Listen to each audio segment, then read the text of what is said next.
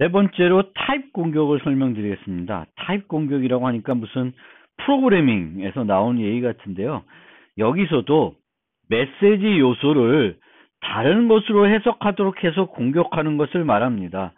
87년도에 꽤 오래전에 제안된 프로토콜이 키 확립 프로토콜이 있는데요. 여기에 보시면은 첫 번째 A가 밥한테 이런 메시지를 보내게 됩니다.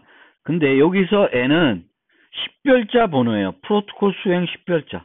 그래서 이 앨리스는 매번 프로토콜을 할 때마다 이 N 값을 증가시켜서 보내게 되겠고요. 나는 A고 나는 너랑 지금 통신하고 싶다. 그리고 난스 값 NA를 포함해서 이들을 암호화해서 B한테 줍니다. 이 값들은 B는 풀어볼 수는 없겠죠. 이게 이제 전달이 되고요. B는 요걸 받아서 자기 것을 추가해서 서버한테 주게 됩니다. 그런데 문제는 뭐냐 하면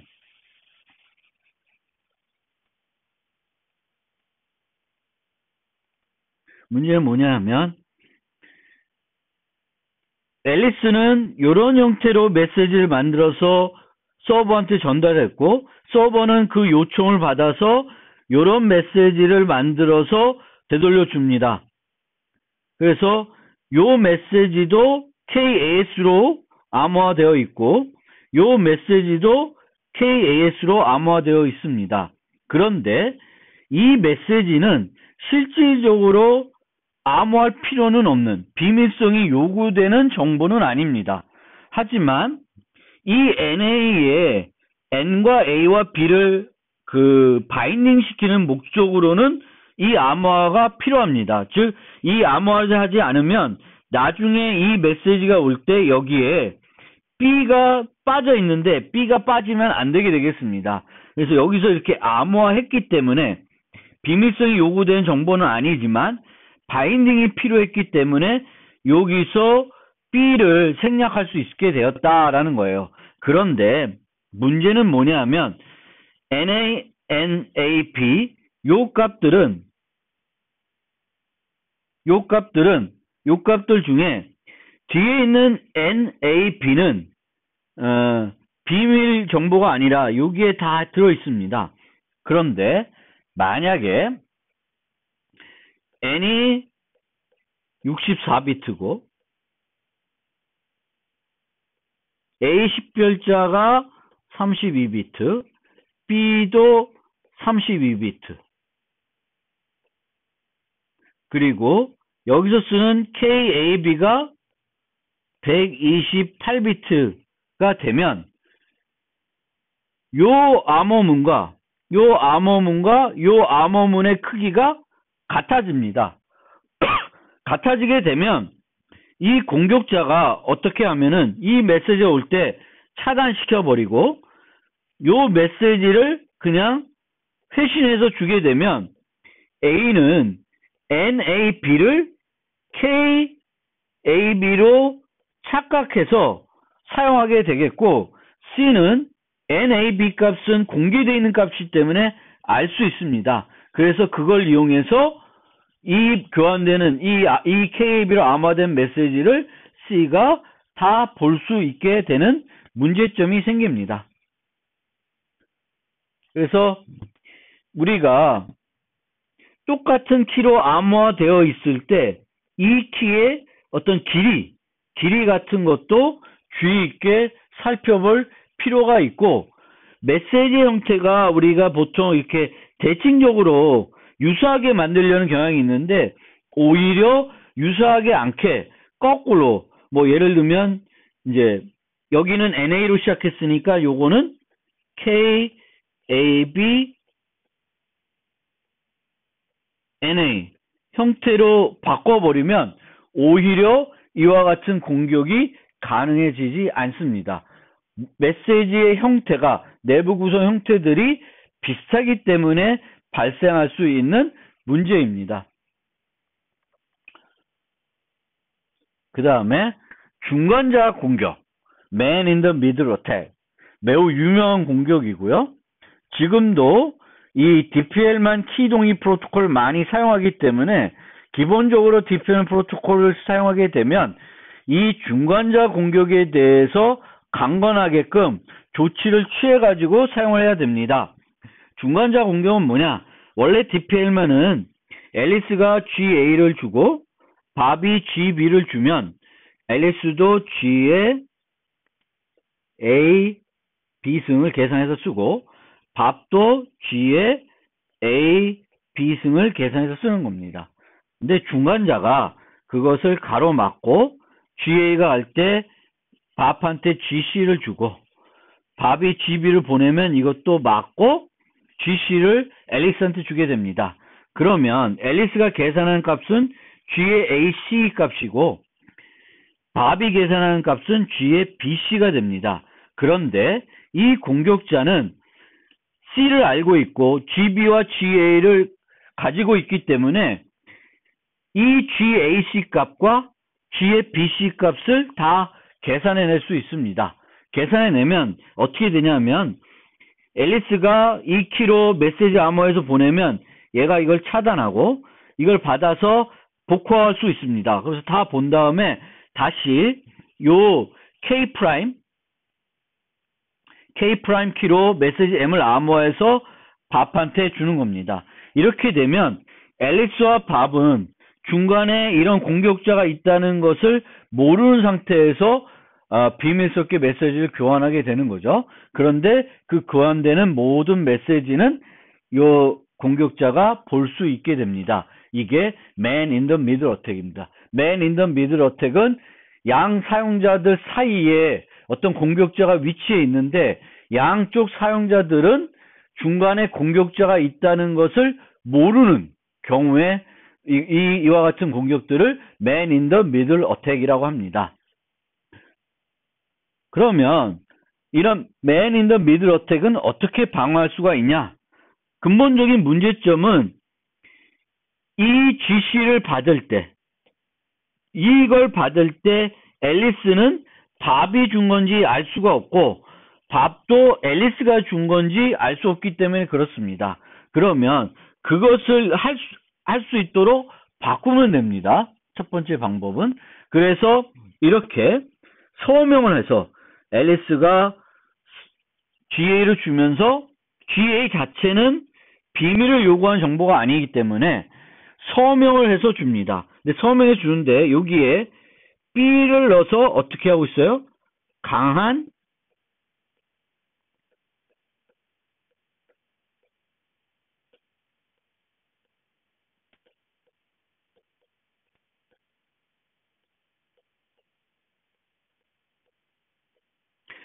개체 인증을 하고 있습니다. 밥도 GB를 보낼 때 이런 값을 보내게 됩니다. 그러면 중간에 있는 공격자는 요 GA를 GC로 바꿀 수 있지만 밥이 이 GC를 사용하게끔 하려면 뭐가 필요해요? sig -ka b g c가 필요하죠. 그런데 이것을 C가 얻을 수 있는 방법은 없습니다. 따라서 중간자가 이 중간자 공격을 하더라도 밥이나 앨리스는 그것을 알아차릴 수 있게 됩니다. 실제 국제 표준에서는 요 제시된 것과 유사한 방법을 쓰는데 앨리스는 오리지널처럼 처음에는 아무런 보호하지 않은 상태로 B한테 제공합니다. 그럼 B는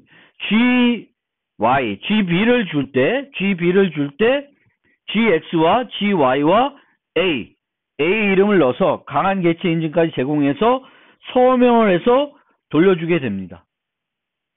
그러면 앨리스는 자신도 서명해서 주게 돼요. 근데 이렇게 하는 것과 이것의 차이는 뭐냐면 앨리스는 이 GX가 난스 역할까지 할 수 있습니다. 그래서 요 서명의 최근성을 확인할 수 있습니다. 제가 이렇게 노트에 만든 요거는 최근성에 대한 보장은 하지 못하고 있습니다. 근데 얘는 최근성을 보장할 수 있습니다.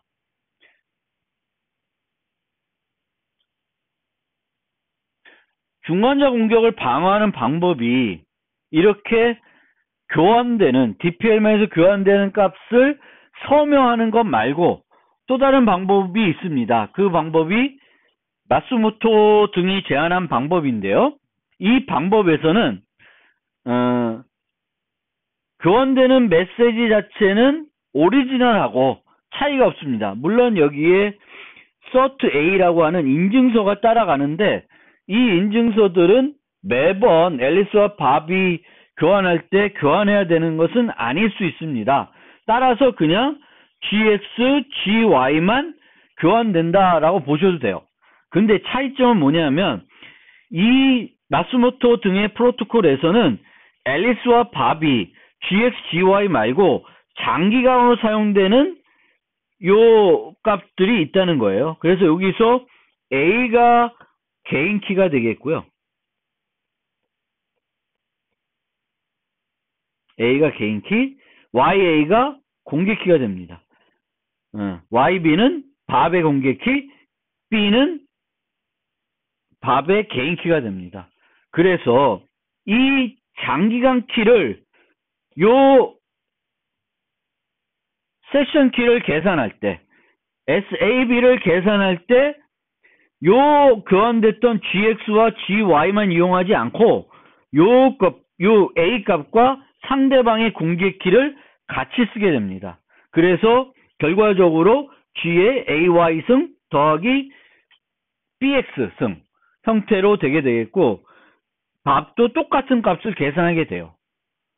그런데 이렇게 하게 되면 공격자가 중간에 GX를 다른 걸로 바꾸더라도 이제는 얘는 뭘 몰라요? 개인 키를 모르기 때문에 앨리스와 밥의 개인 키를 모르기 때문에 앨리스와 밥이 계산하는 키를 계산해낼 수 없고 그렇게 되면 중간자에서 메시지가 K로 암호화된 걸 볼 수 없고 이걸 다시 K'으로 바꿔줄 수도 없습니다. 따라서 중간자 공격이 가능하지 않습니다. 즉, 이 방법은 장기간 키를 계산하는 방법을 바꾸어서 방어를 하고 있습니다. 키를 계산하는 방법. 요 GAB를 이렇게 계산하는 게 아니라 좀 더 복잡하게 계산하고 이 계산할 때 공격자가 사용할 수 없는 정보를 사용해서 계산하게 해서 공격자들이 공격에 성공할 수 없도록 한 방법이 되겠습니다. 그러면 두 방법을 한번 비교해 보죠. 방법 1은 교환된 값을 인증하고 있습니다. 이 인증한다는 게 전자 서명하는 거죠. 방법 2는 세션 키를 계산하는 방법을 바꿔가지고 중간자 공격하더라도 중간자는 이 세션 키를 계산할 수 없도록 했습니다. 그러면 뭐가 더 효과적인 방법이냐? 방법 2가 방법 1보다는 대역폭 사용 측면에서 효율적이다. 즉, 방법 2는 GA, GB만 교환됐는데 방법 1은 GA와 SIG A 뭐 이런 게 교환됐죠. 서명이 추가됩니다. 얘는 그게 없어요. 물론 아까 얘기했듯이 CERT가 갈 수 있는데 이 CERT는 매번 간다고 생각하지 않으셔도 돼요. 그러면 비교하면 GA 요 값은 둘 다 필요한 거고 방법 1이 서명이 추가됐다. 계산은 얘는 복잡하게 뭐 AX 플러스 BY 이렇게 되고 얘는 AB 되니까 세션 키를 계산하는 방법은 방법 1이 좀 더 효율적이에요. 좀 더 효율적인데 이쪽엔 뭐가 필요하냐면 이쪽 그 시그 N 한 경우는 뭐가 필요해요? 서명을 생성하고 확인하는 비용이 들어갑니다. 근데 방법 2는 요게 없습니다. 그래서 효율성 측면에서는 두 번째 방법이 더 효과적인 방법일 수는 있습니다. 그리고 이건 표준은 아니지만 요즘 들어서 많이 쓰는 프로토콜이라고 하기 때문에 소개해드리면 요거를 이제 시그마 프로토콜이라고 하는데 DP-헬만의 중간자 공격을 방어하는 프로토콜이에요. 그래서 이 시그마는 사인 앤 맥 프로토콜인데 사인 값뿐만 아니라 맥 값을 추가해요. 맥 값을 추가해서 키 확인을 추가를 했습니다. 그리고 키 확인 기능이 추가되어 있습니다. 강한 인증은 제공하지 않지만 여기에 그게 없죠. 대신에 맥을 통해 중간자가 이름을 조작할 수 없도록 만들고는 있습니다. 그래서 이런 프로토콜이 있고 여기서 이 B와 A가 노출되는 게 싫으면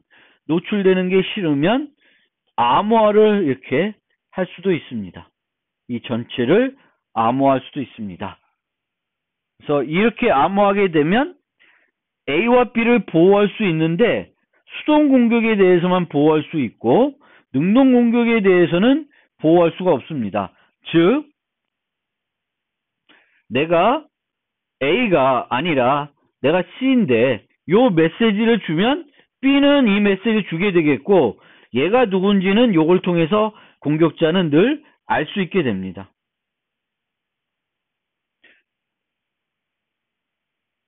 그렇지만 그런 수동 공격에 대해서는 그냥 이 메시지를 보면 암호화되어 있기 때문에 A와 B 값을 그 중간에 있는 사용자들은 식별자들을 알 수가 없게 됩니다.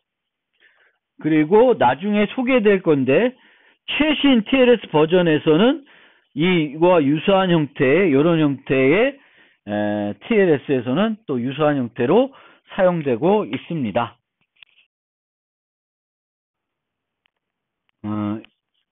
장기간 키의 노출.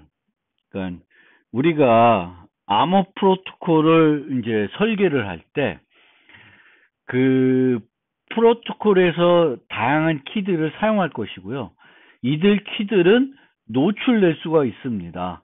그러면 이 노출됐을 때 프로토콜 설계하는 사람 입장에서 원하는 목표는 그 키가 노출되더라도 그것 때문에 문제가 되는 상황들을 최소화하고 싶은 것입니다. 그래서 이렇게 생각을 해보시면 그 두 가지가 있을 수 있는데 장기간 키의 노출과 단기간 키가 노출될 수도 있어요. 그래서 우선 먼저 장기간 키의 노출에 대해 살펴볼 건데 노출된 시점이 있을 것입니다. 노출된 시점. 그럼 그 시점에 대해서 과거에 어떤 했던 일들 그리고 미래에 하려고 했던 일들에 어떤 영향을 미치는지 한번 생각을 해봅시다. A의 장기간 키가 노출됐어요. 그러면 공격자 입장에서는 과거에 대해서 A가 사용한 과거 세션 키들을 얻어내고 싶은 거예요. 이 키를 갖고 간 순간 이 키를 장기간 키를 활용한 과거에 있었던 세션 키들을 만약에 공격자가 알아내게 되면 많은 것이 노출이 되겠죠. 그래서 우리 이제 프로토콜 설계하는 입장에서는 장기간 키가 노출되더라도 과거에 그 장기간 키를 이용해서 교환됐던 세션 키들은 노출이 안 됐으면 좋겠다라는 게 목표가 되겠습니다. 그래서 A가 사용 과거 세션 키들이 노출되지 않는 게 우리의 목표가 되겠죠. 공격자 입장에서는 얘를 얻고 싶은 거고요. 그 다음에 미래에 대해서는 A의 장기간 키를 가지고 있으면 공격자는 A의 행세를 할 수 있습니다. 공격자는 A의 항수를 할 수 있어요. 이것을 막을 수 있는 방법은 없습니다. 그래서 A 입장에서는 자기의 장기간 키가 노출됐다는 걸 아는 순간 빨리 키를 갱신해야 돼요. 키를 갱신을 빨리 할 수밖에 없습니다. 우리가 신용카드를 분실하면 빨리 신고하듯이 키도 마찬가지입니다. 오랫동안 사용된 장기간 사용된 키는 노출됐다고 싶으면 바로 신고를 해서 그 이후에 다른 사람이 썼을 때 그것이 유효하지 않게 만들어줘야 돼요. 그래서 키 갱신을 빨리 하는 수밖에 없다. 그리고 A가 앞으로 사용해야 될 세션 키, 이것도 이 키를 쓰기 때문에 얘가 노출되면 얘도 노출이 되겠죠. 그래서 과거 세션 키가 안전하냐는 거는 우리가 영어로 forward secret이라고 그래요. 요거를 backward라고 하는데 영어만 보면 forward backward니까 거꾸로 된 것 같은데 forward secret는 장기간 키가 노출됐을 때 과거 세션 키들이 노출되냐 안 되냐를 보는 게 forward secret이고요. backward secret는 장기간 키가 노출됐을 때 미래의 세션 키들이 노출되냐 안 되냐 이걸 보는 게 되겠습니다.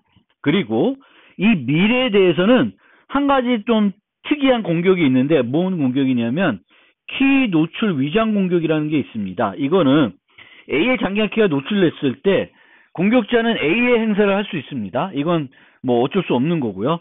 그런데 이 공격자가 다른 사람에 접근해서 나 A야 라고 하는 것이 아니라 A에게 접근하는 겁니다.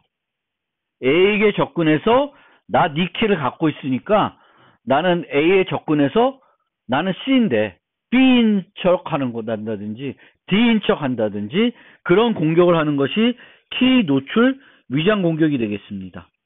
그러니까 확보된 그 장기간 키를 이용해서 해당 사용자를 접근해서 그 사용자를 공격하는 것이 키 노출 위장 공격이 되겠습니다. 따라서 우리가 키 확립 프로토콜들을 만들 때 전방의 안전성도 보장되고 후방의 안전성도 보장되고 키 노출 위장 공격도 방어되게끔 만드는 것이 필요하다. 그런 측면이 되겠습니다.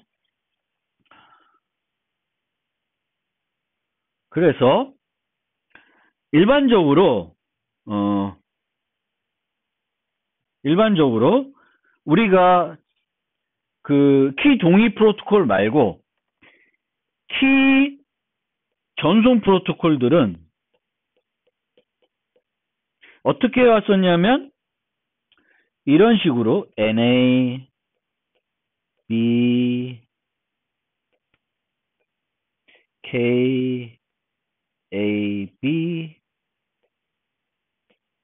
K, A, S 이런 식으로 해서 TTP한테 세션 키를 받았었을 겁니다. 이 경우에는 KAS가 노출되면 KAB가 노출되는 거예요. 그래서 키 전송에서는 전방의 안전성도 보장할 수 없고 후방의 안전성도 보장할 수가 없습니다.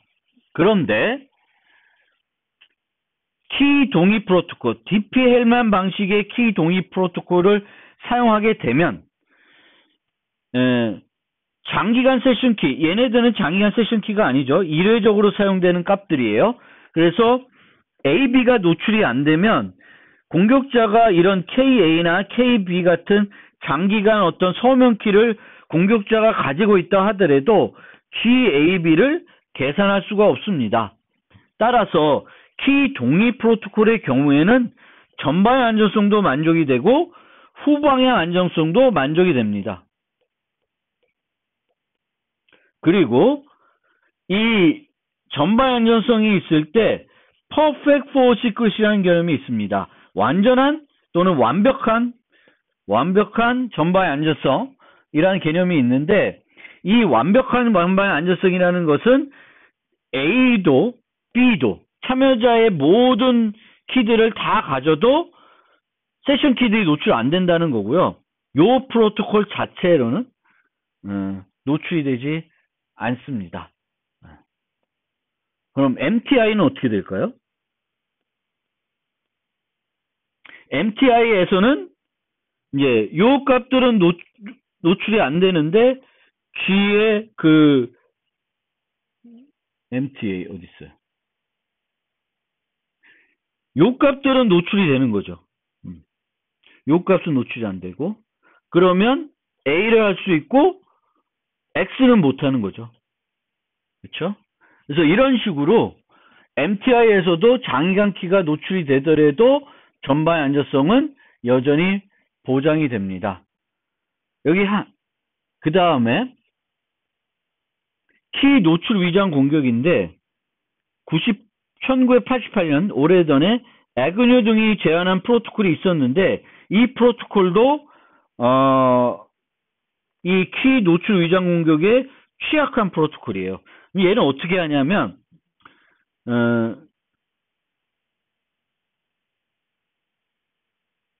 앨리스는 GA를 주게 되겠고요. R이라는 값을 하나 주게 돼요. 그리고 GB는 밥의 장기간 키예요. 밥의 장기간 키. 요 A는 장기간 키는 아니에요. 앨리스가 랜덤하게 생성한 키인데, 근데 이렇게 우리가 키를 만들게 되면 이제 요소가 G에 A, B, R인데 A는 단기간이니까 요 GA 값은 노출이 안 되겠죠. 노출이 안 되는데 뭐 노출이 될 수도 있겠지만 우선 노출이 안 됐다고 가정하면은 이제 이 값을 계산하려면 B와 R을 알아야 돼요. B는 밥은 갖고 있는 값이고 B의 개인 키니까 앨리스는 얘의 공개 키를 이용해서 가지고 있습니다. 그래서 누구든지 G의 B 값은 얻을 수 있어요. 그런데 만약에 공격자가 이 값을 알게 되면 요거 알죠? 이 R은 플러스 KB로 암호화되기 때문에 얻을 수 있죠. 밥이 얻을 수 있는 건 공격자도 모두 얻을 수 있습니다. 그러면 이 공격자는 앨리스한테 접근해서 밥인 척 할 수 있죠. 그건 문제가 안 돼요. 그건 당연히 할 수 있는 건데 뭘 할 수 있냐면 이 공격자는 밥한테 접근해서 A인 척, C인 척, D인 척을 할 수 있습니다. 여기에는 A만 할 수 있는 게 없어요. C만 할 수 있는 게 없고 뭐 다른 사람이 할 수 있는 게 없어요. 그래서 이 프로토콜은 키 노출 위장 공격에 취약하다. 그렇게 얘기합니다. 즉 뭐 수학적인 것보다는 이 개념이 뭐냐면 밥의 장기간 키가 노출됐을 때 밥 행세를 하는 것이 아니라 밥에 접근해서 밥을 공격하는 거예요. 밥을 공격하는 것을 장기간 키 노출 위장 공격이라고 합니다. 세션 키의 노출. 이제 그러면 장기간 키의 노출에 대해서는 장기간 키가 노출이 되더라도 세션 키의 노출을 막고 싶습니다. 그런데 키 전송 방식에서는 그것을 보장할 수 있는 방법이 전혀 없고요.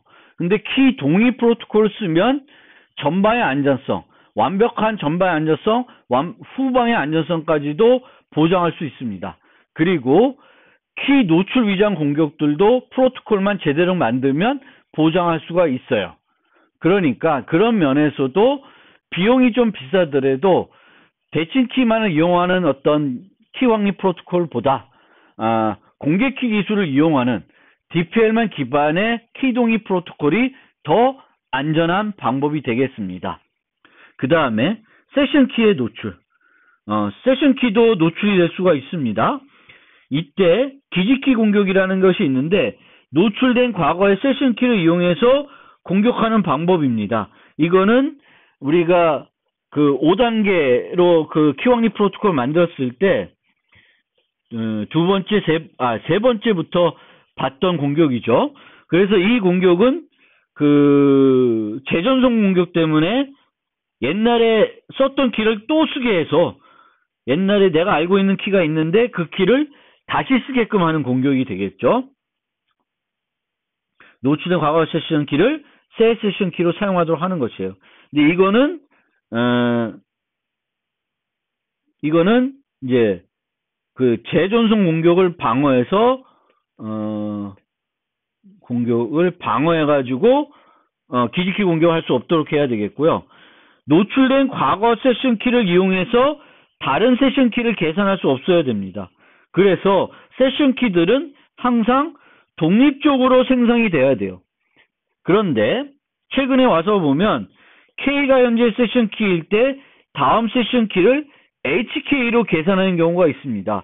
이렇게 경우에 내가 현재 세션 키를 알면 미래 세션 키들은 계산해낼 수 있지만 과거 세션 키들은 계산해낼 수가 없습니다. 그러니까 한쪽으로는 계산이 안 돼요.